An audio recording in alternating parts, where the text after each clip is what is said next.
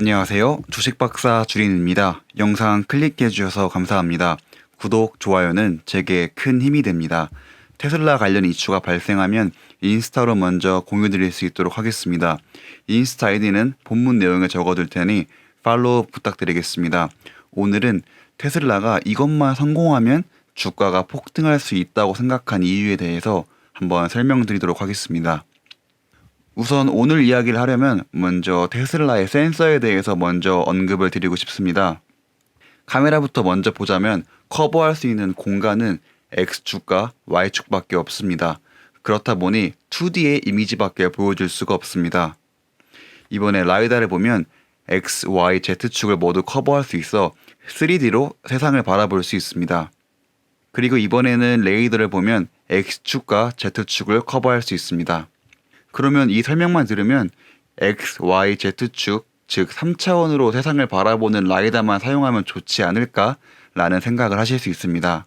만약에 단순히 자율주행을 연구만 하는 수준에서 끝낼 거라면 라이다를 포함해서 자율주행을 구축하는 게 좋아 보입니다.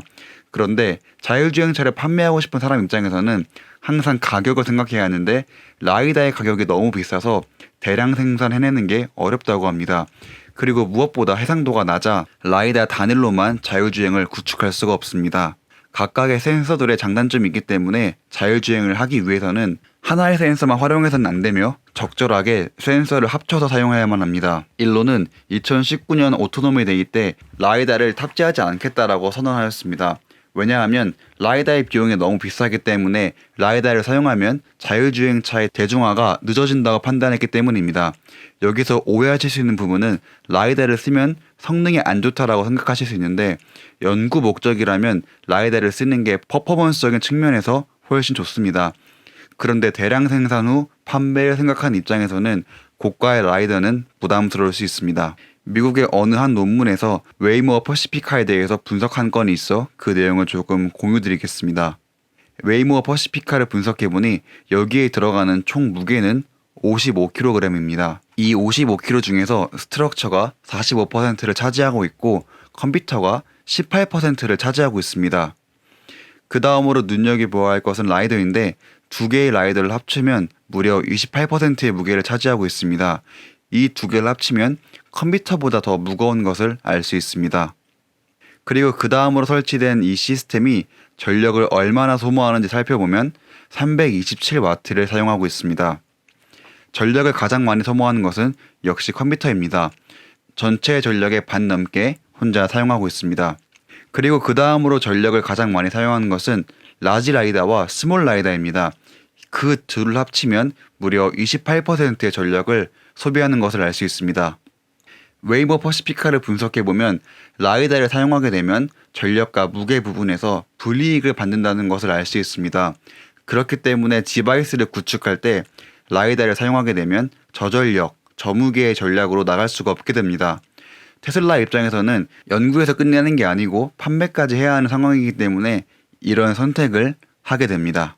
라이다를 사용하게 되면 대량 생산과 높은 비용이 들기 때문에 우리는 카메라와 레이더를 택하겠다라고 하였습니다. 그런데 여기서 문제가 하나 발생하게 됩니다. 라이다를 제외하고 카메라와 레이더를 활용하면 정확도가 떨어지게 됩니다. 사람으로 따지면 어느 물체를 판별할 때 눈으로 보고 만져보고 냄새를 맡아 이 물체는 무엇이다 라고 판단을 하는데 이 중에서 무언가 하나가 빠지게 되면 기존보다 정확도는 당연히 떨어질 수밖에 없습니다.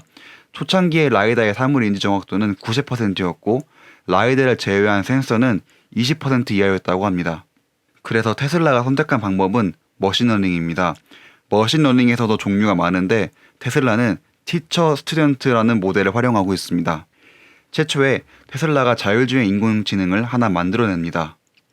그 생성해둔 티처 1을 그대로 복사하여 스튜던트 1을 만들어냅니다. 테슬라로 치면 FSD를 사용하고 있는 각각의 차들에 스튜던트 1의 머신러닝 기술이 들어가게 됩니다. 테슬라 차량이 약 140만 대 정도가 있다고 한다면 스튜던트 1의 머신러닝 기술이 들어간 차량들이 돌아다니면서 데이터를 수집하게 됩니다. 티처 1이 학습한 내용을 가지고 운전을 하게 되면서 자신이 배운 것과 다르게 운전하는 데이터도 학습하게 되고 그리고 140만 대가 돌아다니면서 기존에 학습되지 않은 데이터도 축적을 할 수 있게 됩니다. 각각의 차량들이 열심히 돌아다니면서 데이터를 저장하고 있습니다. 그러다가 테슬라가 와이파이를 통해 인터넷에 연결이 되면 그 데이터들을 운전자의 의지와 관계없이 티처 1에게 데이터를 보내줍니다. 그러면 티처 1은 140만 대로부터 엄청난 데이터를 받게 됩니다. 그러면 그 티처 1의 기존 데이터와 140만 대의 스튜던트 1들이 보내준 데이터를 학습하여 티처 2가 탄생하게 됩니다. 그리고 그 티처 2를 그대로 복사해서 스튜던트 2를 각각의 차량들에게 업데이트를 해줍니다. 업데이트 해주는 방식은 OTA입니다. OTA 방식은 테슬라 차량들이 인터넷에 연결이 되면 자동으로 업데이트를 해주게 됩니다. 과거에 내비게이션을 사용하셨던 분들은 지도가 업데이트되면 집으로 직접 내비게이션 기계를 가지고 와서 업데이트를 해주셨던 걸로 기억하시면 편하게 이해하실 수 있습니다. 그런데 OTA 방식을 사용하게 되면 그럴 수고를 할 필요 없이 자동으로 업데이트를 해준다고 이해하시면 됩니다. 테슬라의 공식 홈페이지에서 발췌한 내용으로 소프트웨어 업데이트 중에는 주행이 불가능하고 한 번 업데이트가 시작되면 취소가 불가능하다고 합니다. 여기서 하나 간과할 수 있는 부분은 스튜던트들은 주행을 통해서 데이터만 수집을 합니다. 그리고 그 데이터를 티처로 전송하는 역할을 하고 티처는 그 데이터들을 받아 학습하여 더 나은 버전의 티처를 만들어냅니다. 그렇기 때문에 테슬라 차량에 들어가는 컴퓨터 연산은 고스펙이 들어갈 필요는 없습니다. 어느 정도의 연상력만 갖춘다면 문제없이 자율주행의 기술력을 수행할 수 있습니다. 물론 티처의 연상력은 좋으면 좋을수록 좋습니다. 수많은 테슬라 차량들이 자신들이 돈을 내면서까지 데이터를 축적해줘서 테슬라의 FSD는 5일에서 10일마다 업데이트가 될 예정이라고 합니다. 그래서 매 5일에서 10일마다 스튜던트 1, 2, 3 이렇게 버전이 업데이트가 되면서 정확도가 높아지게 되는 구조입니다. 실제로 오토파일럿을 적용한 뒤부터 미국 평균 사고율 대비 10%의 사고가 발생하고 있습니다. 그리고 FSD가 발전할수록 사고율은 지속적으로 줄어들고 있음을 알 수 있습니다. 현재 수준에서는 OTA를 통해 업데이트를 진행할 때 주행을 할 수가 없습니다. 아무래도 다운로드 받는 속도도 문제가 될 거고 와이파이 존에 들어가야 한다는 전제가 있어서 실시간 업데이트가 조금은 불가능해 보입니다. 그런데 여기서 한 가지 떠오르는 아이디어가 있습니다. 바로 스타링크입니다. 스페이스X가 스타링크 위성을 쏘아 올려 저궤도에서 인터넷망을 구축하는 목표를 가지고 있습니다. 그리고 이미 어느 정도 구축을 하여 베타 버전을 출시하였습니다. 우선 스타링크의 현재 속도를 보면 50Mbps에서 150Mbps까지 속도를 내고 있으며 응답 속도는 20ms에서 40ms를 보이고 있습니다. 아직은 베타 버전이기 때문에 시간이 지나면 속도는 더 빨라지고 응답 시간은 더 좋아질 것으로 보고 있습니다. 그러면 이제 다시 한번 이 구조를 보시면 스타링크를 통해서 추후에 빠른 속도와 좋은 응답 속도를 가진 인터넷망이 구축이 되면 굉장히 놀라운 일이 발생하게 됩니다.